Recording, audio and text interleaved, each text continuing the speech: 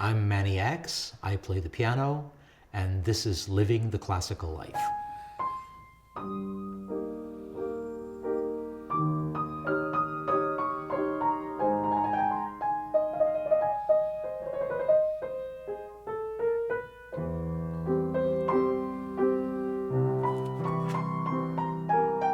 Manny Ax, it's such a pleasure to welcome you here into my living room in Cleveland. Thank you so much for taking the time to be with us. My pleasure to be here, thank you.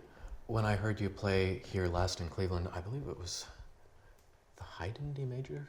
Did you play the Haydn D major? Yes, I think I played Haydn and Szymanowski. Szymanowski. Yes, Sinfonia Concertante. Number 4, right, right. So when you walked out onto stage, I had the sense that you were conveying just a very easy joy of being on stage. Is that actually your experience? No, well, when you play with a great orchestra, one of the really nice things is that now I have friends in the orchestra, so I can feel that we're doing something together, and that tends to make my nerves a little bit less. That's always nice, and I think it's good if people don't get the impression that the person's freaking out or whatever. But you might actually be. But you might actually be, right. I think it's part of the process. You learn that you learn how to deal with your own nerves and so forth. Does it get easier with experience, or do you just always feel the same way pretty much? I think it's changeable. I don't think it gets better with experience. I think it just depends on the circumstances. Sometimes it's just a piece. You know, playing certain pieces, you're a little less nervous than playing others. I'm sure you know that as well. Absolutely, absolutely. Yeah. When you won the Rubinstein competition, I believe in '74, what was that experience like? Was Rubinstein there, by the way? Yeah, he was the chairman of the jury. He was on the jury and he was the chairman. Well, it was, you know, competitions are, I always think of them very much as going to the 7-Eleven and buying lottery tickets, you know, basically, because of course you work very hard, you prepare well, you hope you play your best, and it's really, anything can happen.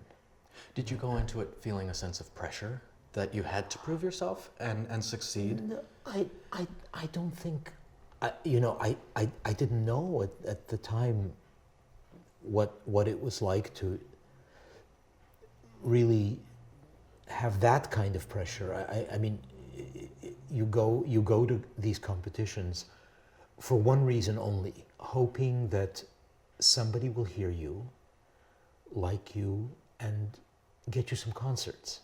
I mean, that's really the point. It's not that I don't think one enters a competition in order to win or to be better than other people, because it's first of all, there's no possible way to judge something like that, and there's so many wonderful musicians. You just hope for some luck. I think that's really all it is. There are people that have been in competitions, have not done well, and have had major careers through the competition.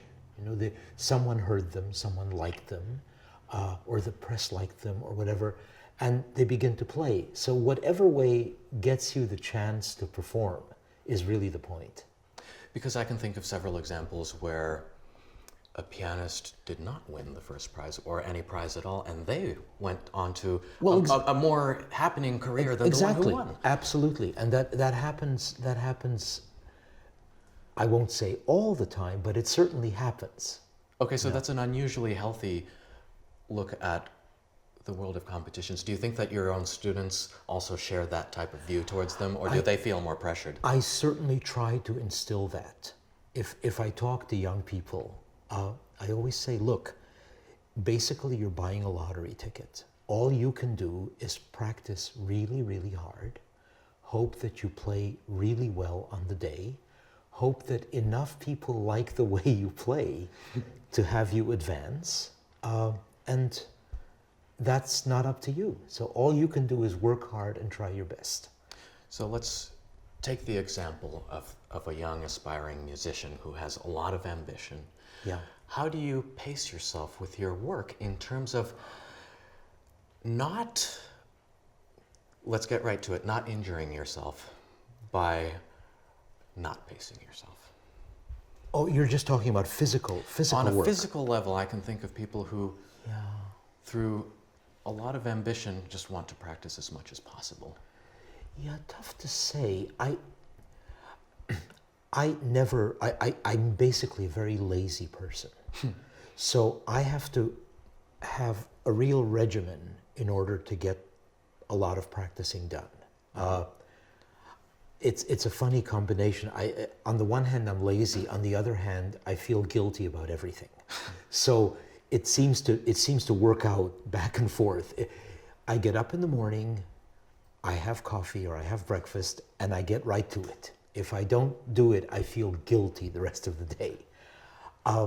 So I think really, I don't know how long you can work. I don't think I've ever practiced more than 5.5 hours in a day, but I do it every day. Right.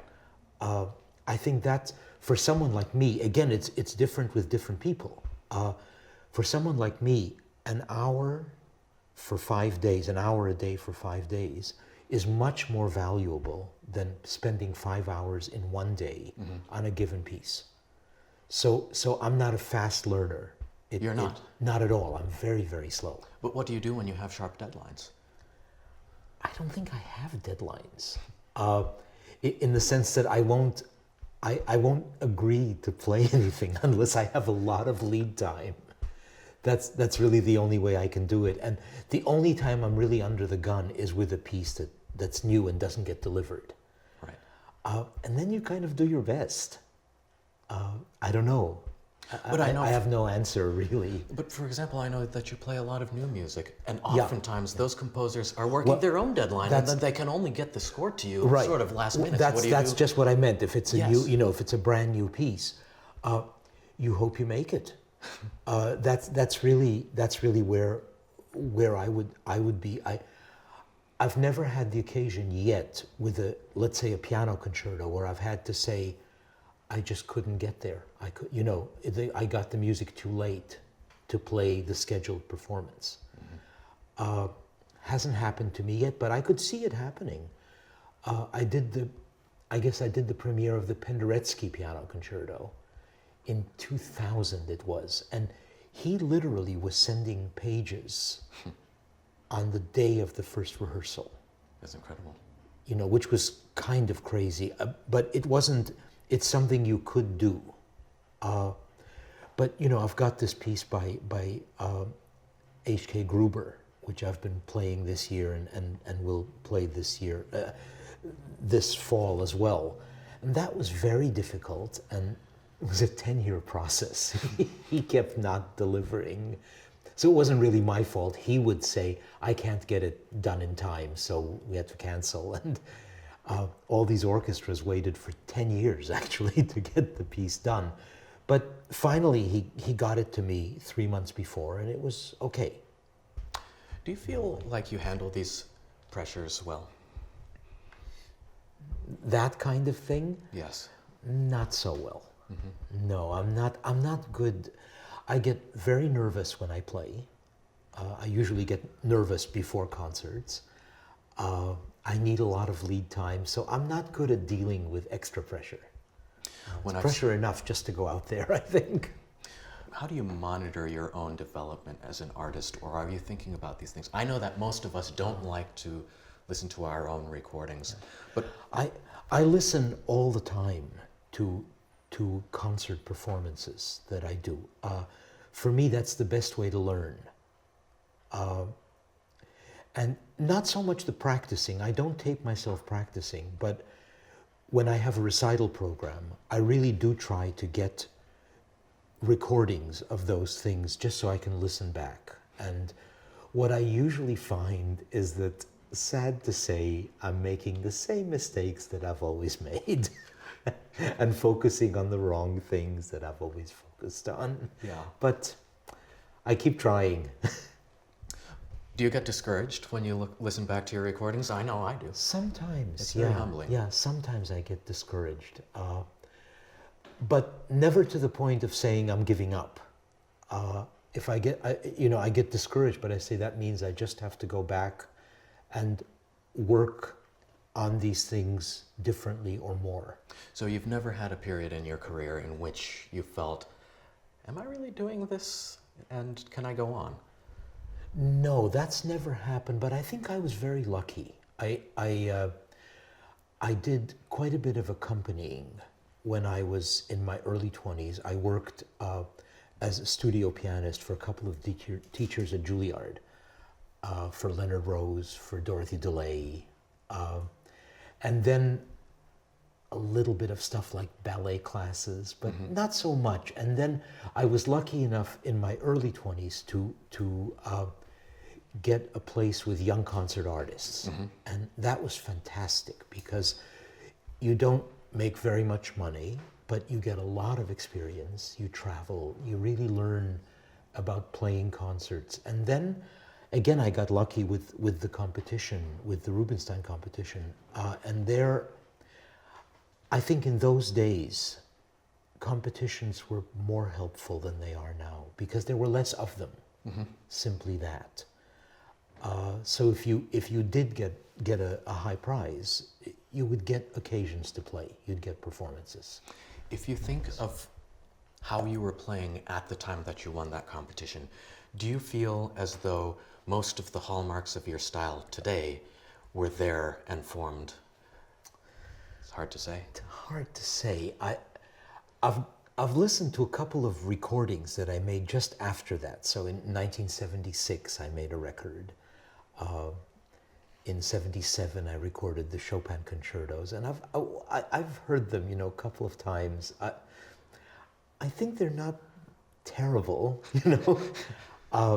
And what amazes me is that I actually played quite accurately and fairly fast, because I feel I could never do that.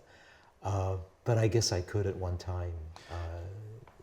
Actually, about the Chopin concertos, I wanted to tell you that when I was growing up, and I know that you've recorded them again, there were two recordings that, when I was growing up, moved me to tears. One of them was the slow movement of the Schubert B-flat Sonata as played by Sviatoslav Richter. Yes. The second recording I heard on NPR, my local classical station in Urbana, Illinois.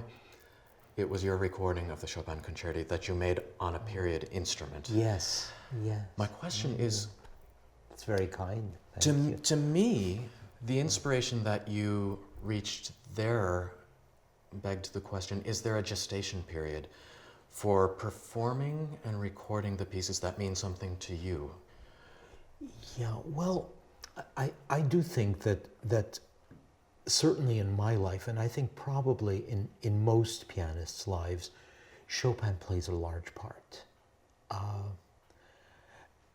He was, I don't know if you agree with me, but I think the level of composition is right up there with the three Bs and Dvorak. I mean, we're talking really the quality of a Mozart, the quality of a Beethoven or a Haydn. And he focused really only on the piano.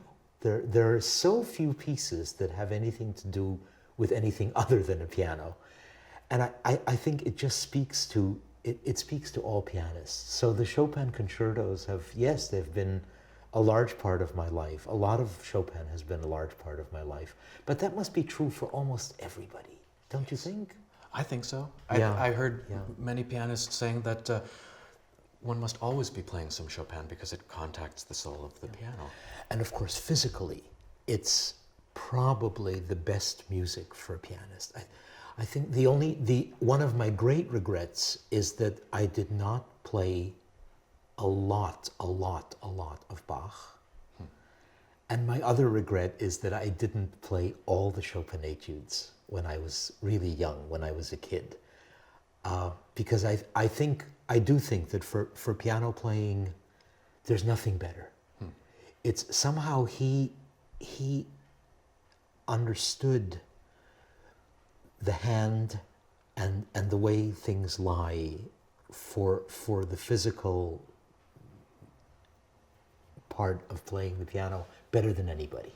But what do you think you would have gained by playing more Bach that you feel like you don't have now? I think first of all, my brain would be twice the size.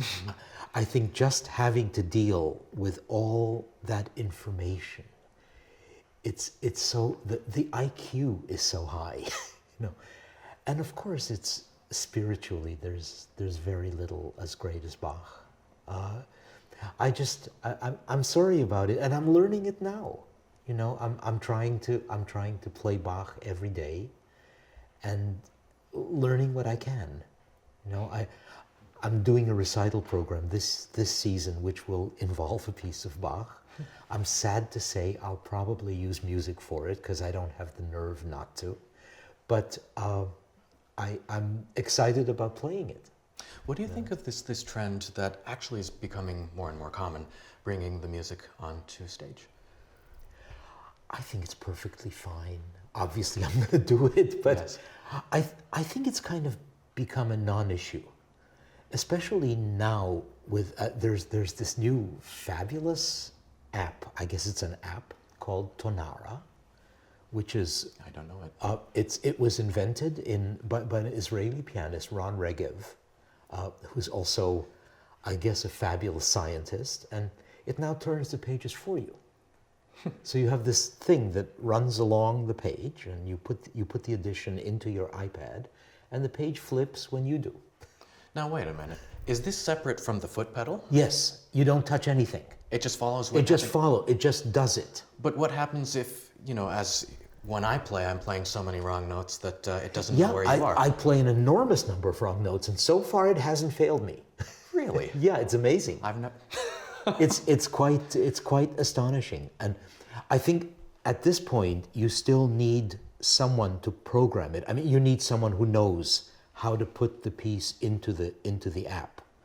But I think that's probably going to change, and you'll be able to do it yourself, and it's just incredible. See, no, the foot pedal I would never dare, because I tried it.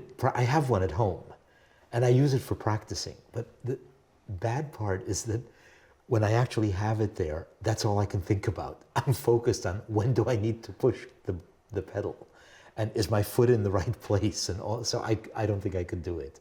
But the younger guys, they're all doing it. You know, it's fantastic. So Manny, you were born in Ukraine to Polish parents. I was born in the Soviet Union. Yes. To Polish parents. Yes, but the Ukraine part. That's yes. right. It's a weird childhood in the nationalistic sense, because my father, my mother, and I are all from the same city. We're from 3 different countries. My father was born in Austria when it was Lemberg and the Austro-Hungarian Empire. My mother was born in Lvov, Poland, and I was born in Lvov, which is now Lviv, the Ukraine. So here's the question: does any kind of if you've traveled so much and you've lived in different places and you moved to New York City early on, does a sense of national identity factor into how you relate to music? I know that Chopin must have a strong affinity with Poland. Do you feel yourself to be a Polish pianist? Or would that matter? I really don't believe it makes any difference. I really honestly feel that, especially today, when you have such ease with hearing all the music in the world. I mean, everything is open to everybody. And Yuja Wang is playing in the great tradition of Chopin and Rachmaninoff. She studied with Gary Grafman. The fact that she was born in China, I think, has very little to do with it. Mm-hmm. My friend Garrick Olson was born in White Plains, New York, and he's a very idiomatic Chopin pianist. Absolutely. He won the Chopin competition. I think there's literally no connection. And I think there would be something unfortunate if there were, because then you would think, okay, so the Polish pianist should play Chopin, mm-hmm. but they really shouldn't touch Beethoven, Brahms, Bach, Mozart, all those guys from the Austrian side of things. I think that would be sad.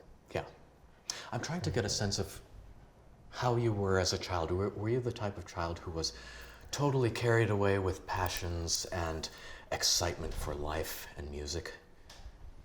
As a child, I think I was probably quite well behaved, fairly good at languages, loved food, loved technology. I think what made technology special for me was that we came from Warsaw. We lived in Warsaw from when I was 7 till I was 10. And then we came to Winnipeg, Canada, where we lived for a couple of years and then moved to New York. But when we landed in Winnipeg, this was my first exposure to Western technology. So tail fins on the cars. It sounds a bit like a Polish joke, but the most impressive thing I saw the first day was the toaster. You know, in Poland, if you wanted toasted bread, in those days, I think you needed a frying pan, you toasted bread on either side, for about 10 minutes, and then the bread came. And to see this gadget, which not only did it in about a minute, but the bread came up by itself. This was exciting. This was unbelievable. So that kind of thing. You know, my first television, I think, was there. Seeing television was. And then also being in New York City, you probably heard so many of the greats. I was, again, very fortunate. I haunted Carnegie Hall. And I think from the age, I was actually one of the people on the original line for the 1965 Horowitz return. You know, that was the famous recital where he hadn't played for 14 years. That's right. As Glenn Gould said, the hysterical return. I guess he was also recording for Columbia at the time. And they released a big album called A Historic Return. I guess that's what he was saying. Making fun of. But there was, for that program, which was in May of 1965, there was a line that began to form on Friday evening for Monday morning ticket sales. That's incredible. So then there was somebody very enterprising who kept a list, and you could go away for like an hour and a half, but you had to come back and check in. And I was on that line from Friday evening till Monday morning. You know, just waiting to make sure that I got a ticket for that concert. You were that obsessed with Horowitz? I think every pianist was obsessed with Horowitz. You know, this was somebody who was a legend, and for people my age, like somebody who was coming back from the dead. Because the last time he played a concert, I was 2 years old. So it was literally as though Rachmaninoff had reappeared. So that particular period, 2 weeks before that, Sviatoslav Richter gave an enormous number of concerts in New York, including at the Brooklyn Academy of Music. I think I heard only one of those. Mm-hmm. I heard the all Beethoven concert with the Appassionata. My goodness. That was, of course, incredible, overwhelming playing. And then in 1970, he came back for another 5. I believe it was 5. I think so. And I remember some of the programs, note for note, actually. There was one program where Garrick and I had stage seats for that program. So we were 10 feet away. And the program was Schubert B major sonata. The B major? The B major, which no I'd never... Plays. It's too hard. It's just too hard. I played it for a year, managed to do it in a New York recital, and have never played it since. It's just too difficult.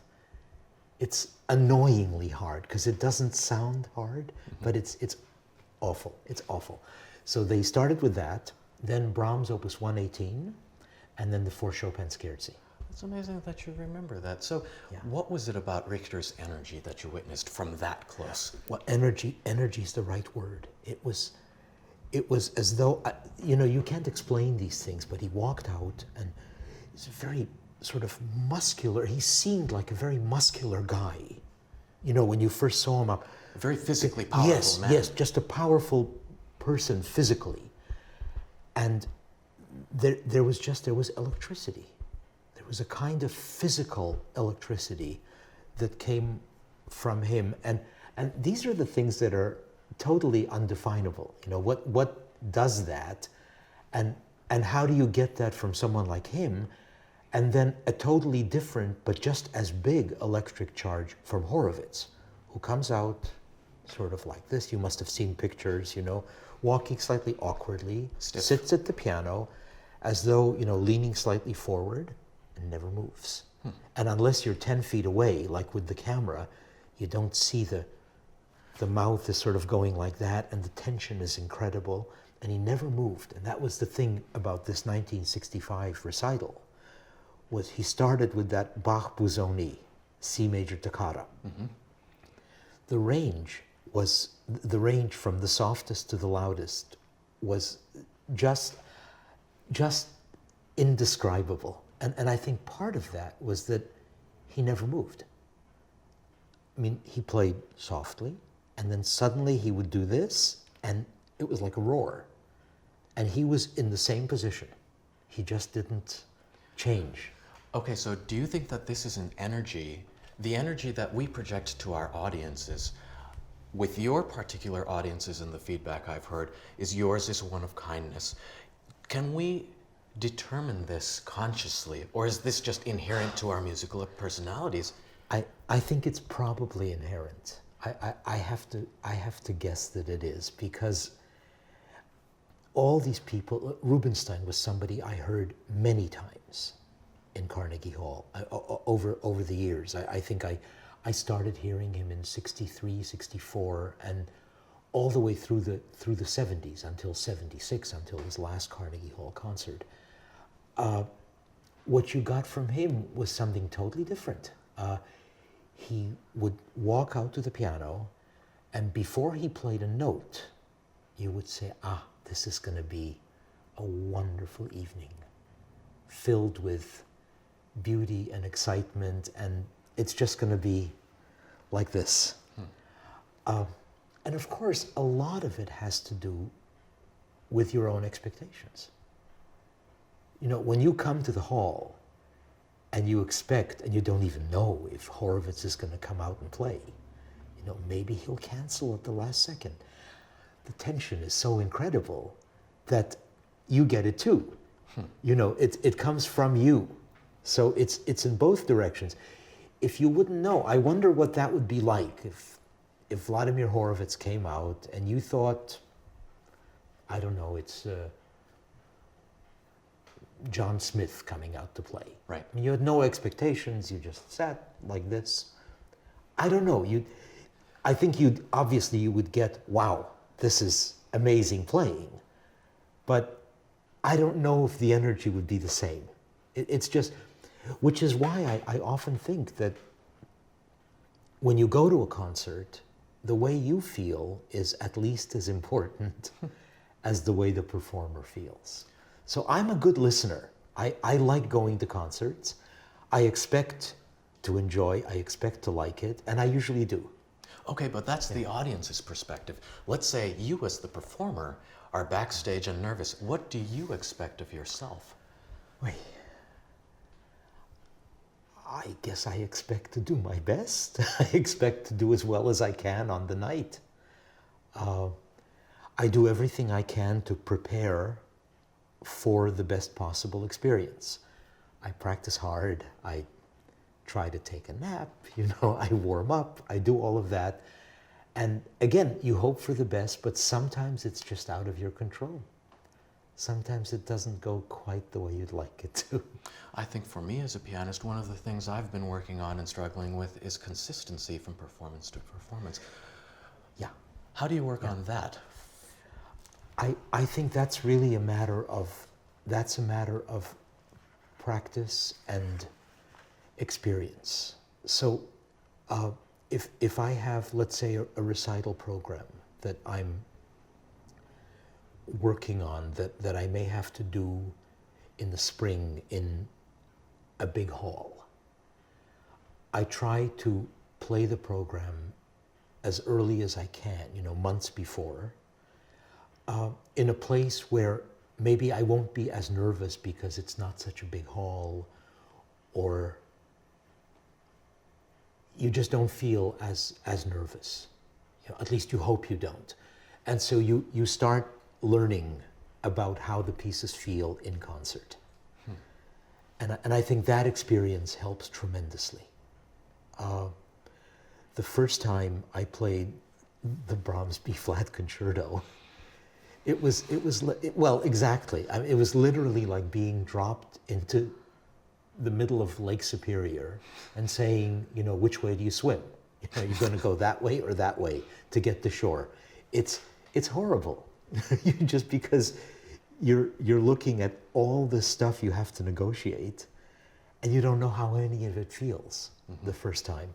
And as things go on, you know, at least you know that, okay, I'm always going to do this passage badly. I'm always going to mess up here. So I'm not going to kill myself because I know it's going to happen. So I'm just going to get through it, mess up, and go on. This type of healthy outlook, I think of something that Joseph Hoffman said, which is that the first 5 times that he would play on stage, he didn't expect miracles of himself. Is that something that resonates with you? Or maybe you do expect miracles No, from but the that's, first I mean, of course you want to be as good as you can from the very beginning. But I've learned now that it's hard. The experience helps a lot. And what you wish sometimes, there was this famous pianist of the 19th century, Vladimir de Pachmann. You know the name, I'm sure. Yes, and some of his antics. Yeah. So I've always thought the most wonderful thing that he used to do was he would say, you know, he would play something, and if it wouldn't go right, he would stop immediately. And now, this is how my good friend Joseph Hoffman does it. Now I'll show you how de Pachmann does it. You just do it over again. You know, so it's so nice to just be able to do that. I understand that he sometimes narrated this to the audience with words. Could very well be. Yes. Or he would say things, if he did something very difficult and it went well, he was, bravo de Pachmann, bravo, in the middle of the performance. It's wonderful. Very relaxed. How do you condition yourself before a concert to activate a state of at least, I don't know if inspiration can be turned on, but at least a state of wonder, that you feel receptive to the moment and to be creative? Or it doesn't really work that way? I don't know that it works that way for me. I think one hopes that when you're actually going through the performance, that happens. But very often, I have no idea how it's going to feel, even 1 minute before. You know, that you're in a certain mood and you say, yes, I feel, you know, and then you start, or the music starts, if it's a concerto, you know, and it changes again. And you just don't know. It's all 'tis a mystery. Remember that Shakespeare in Love movie? 'Tis a mystery. I just don't know the answer. Does it ever happen that you doubt your ability right before you walk onto stage? Yes, I would say 90% of the time. Right. Yeah, it's only a few times in a year where I actually feel, yes, this is fine, and then it actually goes that way. But it's quite rare. In order to achieve what you've achieved in your life, do you feel like it is necessary to sacrifice something that you wish you could have done in order to have your level of achievement? Is sacrifice something that you've felt in your life? I have never felt that I've sacrificed anything.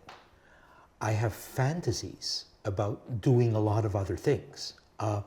For example, we have a little house now outside of Tanglewood where we've spent 30 summers, you know, and the last 17 have been in this nice house that was built for us. I got to know very well the contractor that built it. I have a fantasy of being apprenticed to him, of working on a house like that, of putting up stuff, you know, banging nails in. It was so fabulous to see how these people actually did things that resulted in a house going up. I have a fantasy. I have lots of sports fantasies. Enormous. I'm a big sports fan. Really? Especially tennis. We are huge tennis fans. As a matter of fact, my wife and I have been lucky enough to go to Wimbledon a couple of times, the French Open a couple of times, the US Open because it's in New York, and in January we are going to the Australian Open. So we will have completed our Grand Slam. I have fantasies of, you know, when I was a kid, of maybe becoming a better tennis player. That would have been fabulous, to be able to go out, not on the tour. I mean, that you don't dream about things like that, you know, of becoming Rafael Nadal. But the idea of being able to play, really play with some good people, that would have been marvelous. So that's a fantasy. But I don't feel I've sacrificed anything. You know, these are idle thoughts. I have a fantasy which still could be fulfilled, I guess, of doing a little writing. Not music, but prose. You know, so maybe writing a book about famous pianists I've heard. I would love to write such a book, actually. Because I heard so many. I was lucky enough to live across the street from Carnegie Hall for a long time. And I went there 3-4 times a week for years. So maybe that. To conclude our conversation, Manny, I would say that many of our viewers are conservatory students who are worried about whether or not they can succeed in this musical life for many different reasons. Yeah.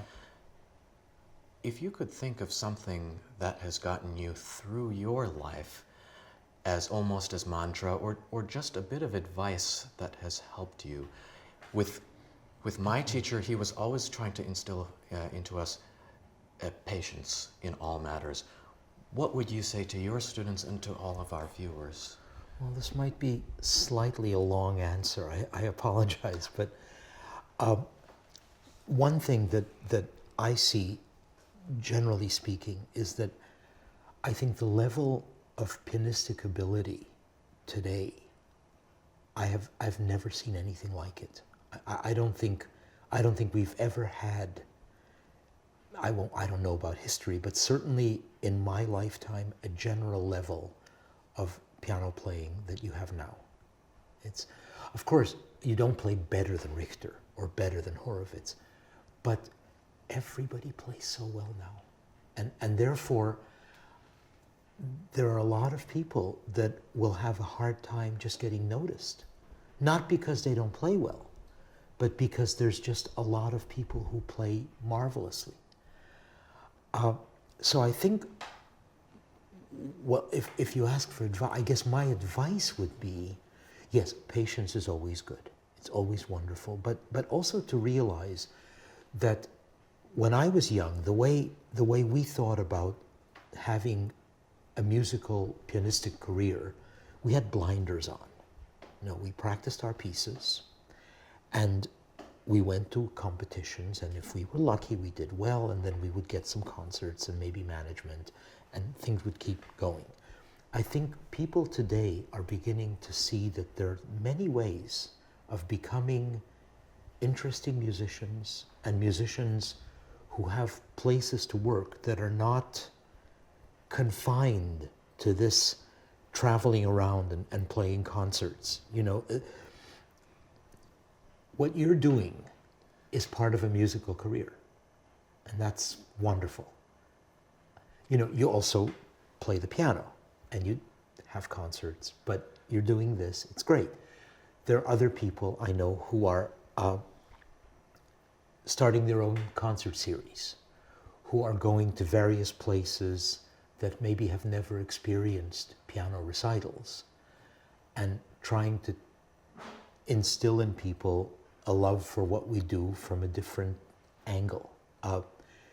So I think I would say, look for every possible opportunity to either to play or even to talk music, whatever it is. You know, if there's a dancer who lives next door to you and says, you know, I'm working on a piece. I'd like to do something with a Schubert impromptu. Say, great, let's do it. You know, don't say, I'm sorry, I have to practice Chopin Etude Opus 10 number 9. You know, instead, find time to do all this stuff, because you never know what is going to be your entry into the world of music. And that would be my advice. Manny, thank you so much for being here. It's been extraordinary, and I've had a great time. Great pleasure. Thank you very much. Thank you.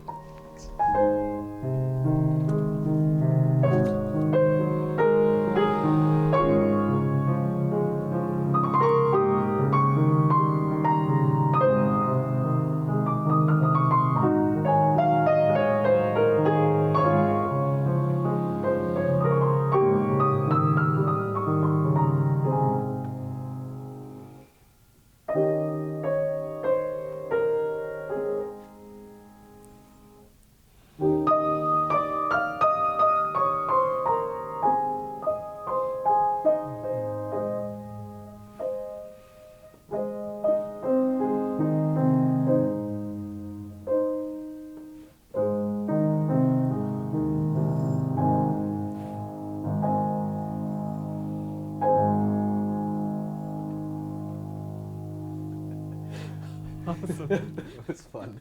Yes.